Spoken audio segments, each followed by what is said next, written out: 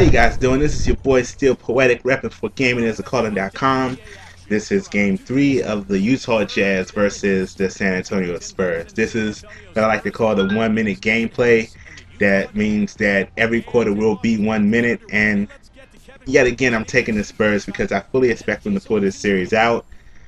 You know, we have great stars in our team. We have Manu Ginobili coming off the bench. We have Tony Parker running the guard. We have DeJuan Blair, who's been handling the business down low, as well as Tim Duncan, who possibly could be in his last season for a championship run. Right now, you know, congratulations to the coach Greg Popovich, because he has been declared the coach of the year by the Associated Press. So kudos to him. I'm not sure if he deserved it or not. I mean, he always puts together a great team, but you know, maybe my man Tom Thibodeau, that was coaching the Bulls, may have deserved it. Vinny Del Negro, for everything he went through with the Clippers this season, may deserve it, but you know, that's not for me to say. In addition, the Spurs have Boris Diaw, who played exceptionally well with the Phoenix Suns, and he's looking at himself being a consummate contributor to this team, as he was with the Phoenix Suns. Matt Barner, I like him. I feel he's a great addition to the team. We're playing against a Jazz team who counts Paul Millsap as their starter team. They have Al Jefferson, who's been playing well. You know, he feel like he's found a home in Utah, especially with their great staff. You know, I believe he's looking to sign an extension this season. Raja Bell, who is highly regarded as the Kobe killer or the Kobe stopper when he was playing with Phoenix, he's playing on this team, so you know you're going to get quality defense. Devin Harris, he's a solid playmaker who will be bringing the ball up most of the time when this comes from out of bounds over here. Earl Watson, he's another solid playmaker, gives you great contribution off the bench. He may score at the very least 8 points. So with that being said, we're getting ready for the tip-off here. I got my eyes on this good old Spurs team. In 3, 2, let's go. Oh, we didn't get the jump, but we have Tim Duncan about to go down low and shut it down here. We need nothing coming through our middle. It's very, very important to play defense. You have to, because if you don't, you have people scoring on you all willy-nilly. You do not want to give away points in the paint. You see Devin Harris trying to inch his way in? Yeah, we want him to run the clock down and just shoot a low-quality shot like that. Blair rebounds, gives it to Green. Green throws it in. Oh, we missed the alley-oop, but we throw it to Leonard, and he misses in the hole. And it's a personal foul, and it's on him. He was probably over the back, if I was to guess so, because he was the only person down there with 3 or 4 Jazz players. So they get the inbound from the side. It's probably going into Devin Harris, and he'll be bringing the ball up. I think it's a good idea to have him as your starter because he really knows how to handle the ball. He has very few turnovers, and he's a solid person who, if you were playing an association where you had to pay him a salary, he would be a cheap addition to your team. And look at that, Paul Millsap. I told you he was a star for that team. He just put me sleeping with a turnaround jumper in the lane. Tony Parker brings the ball up, sits and watches their defense as the clock goes down. I tried to throw in the lane, and it was not successful. But my man, Blair, grabbed the ball, shot it up, and we end the quarter, very short one, tied 2-2. It's always beneficial to go into each and every quarter at very least tied, never behind, because you do not want to play catch-up. You don't want to play catch-up, especially with a team that runs, because a team that runs will score fast and score hard, and you'll always be playing catch-up. You want to go in either tied, because tied is just like starting the game 0-0, or you want to go in ahead and force them to run the catch-up with you. So we're going into the second quarter right here. We're tied. Hopefully we keep the same lineup because that lineup provided us well. Tim Duncan will be inbounding to Tony Parker. We have Ginobili in. Thank God. Pass it back out to Parker. Ginobili in the lane. Turns. Misses a 2. I didn't let go at the height of the jump, and that's the key to playing this game with the shot stick, especially when you're shooting. You have to let go at the height of your jump. So timing is everything, people. Timing is everything. We want to make sure we stop Devin Harris. We have to stop Harris. Ooh, get that Duncan. Yes! Into Ginobili. Ginobili takes the ball in. Nice dunk, Ginobili. Good man. I'm glad he took that in, handling business. like a champion, a true champion. I appreciate him for doing that. So we're about to bring the ball into our lair because we're going to steal this one. We're definitely going to steal this. We're not going to foul. We're going to steal because we're playing solid defense. Very, very solid defense. Carroll has the ball. He's trying to waste time and get the ball in. But Ginobili with a nice block. Perfecto. Out of bounds though, so we do not get the ball, but they have 2 seconds left on the shot clock, 5 seconds left on the clock for the quarter. So they have to inbound and shoot. And they're trying to get a high quality shot. So our defense has to be perfect. Devin Harris pulls and he misses. We get the ball back with a few seconds on the clock. Duncan from half court. Ooh! Oh! Did we have enough time to count? No, it didn't count. Oh my goodness. Was that a bomb shot or not?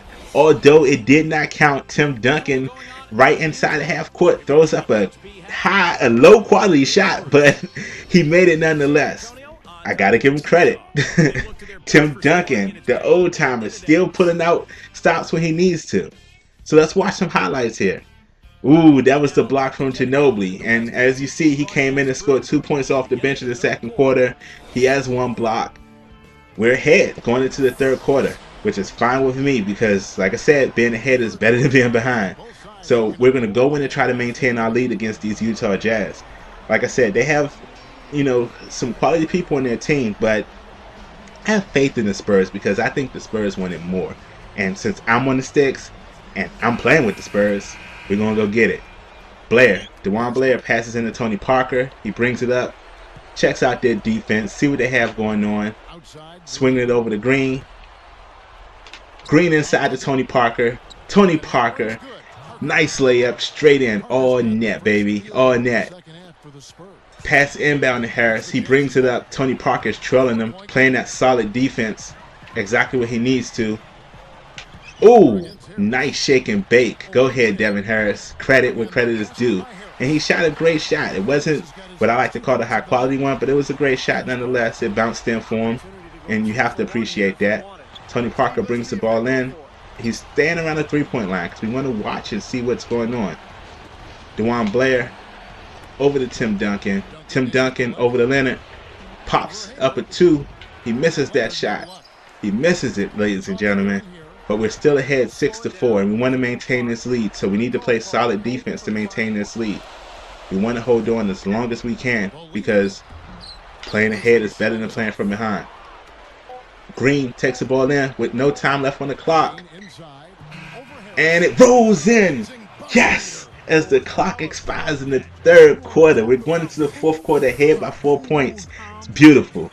We're playing out of our mind in the last few seconds of these last 2 quarters. Out of our mind. Check out the replay here. Throws it in. Tony Parker turns, hook shot. Beautiful. It's so beautiful. I say that we're going to go into this final quarter. We won't be getting the ball. They'll be getting the ball. But I think that we're going to hold down this lead and really win this game. And dare I say it? Dare I say it? But Tony Parker may be the player of the game. Maybe. I'm not 100% sure. He's been playing okay. But he might go in as the player of the game just by how he's playing. Unless Ginobili scores another point or 2. Let's get it. Inbound to Earl Watson. Like I said, Earl Watson is a solid contributor for any team. Any team would be great, very lucky to have him. Ooh, Al Jefferson. Post up, turns, and shoots. Bonner into Tony Parker.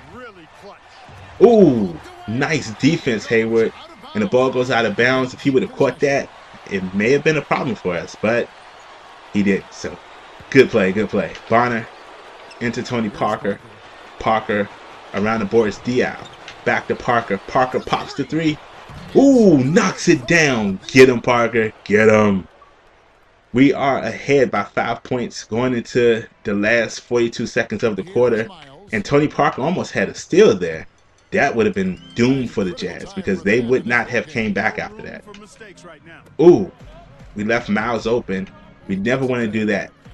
But they need to score fast. So they'll be trying to go for a 3, possibly a 2-pointer here because they know they have to score.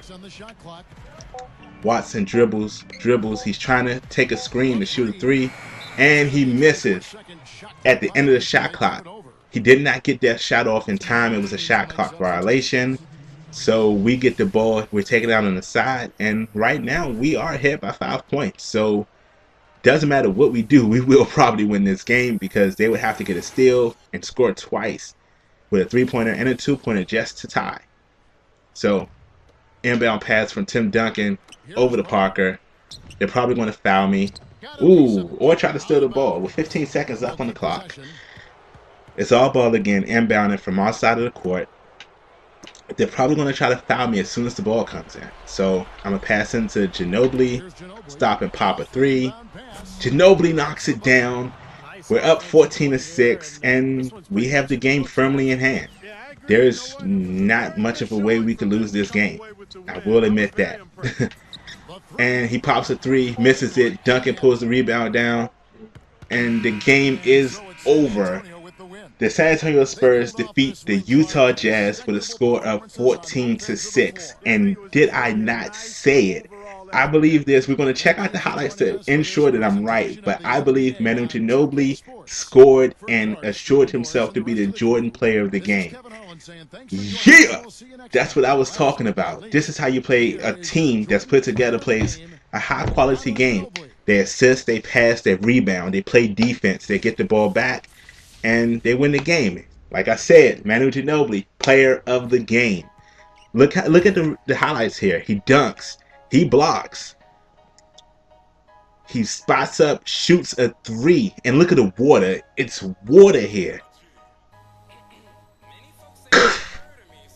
He has 5 points, closing out the game. This is your boy Still Poetic for GamingIsACalling.com. Like, fave, subscribe. Come back for the next game. Peace.